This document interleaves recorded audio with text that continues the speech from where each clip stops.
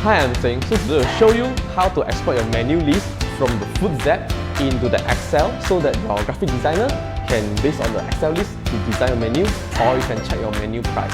Thank you. First, go to the e-menu, then go to More. Okay, click on here, Export e-menu in JSON.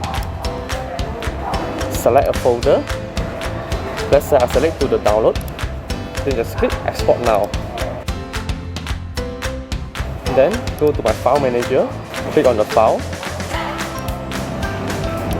Click on the folder just now that you have been exported.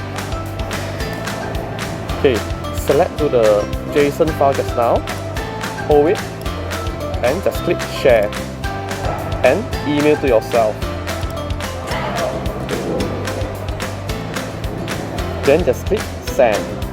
To the email, click on the email that you sent just now, download it. After you download the JSON folder, go to your Google, search JSON convert to Excel, click on the first website, upload it, click on the file just now, and click Open. Once you upload, just click here, Download Excel file. After download it, click on the Excel file, open using the Microsoft Excel. So here it will show in the Excel, and then delete the column that not related.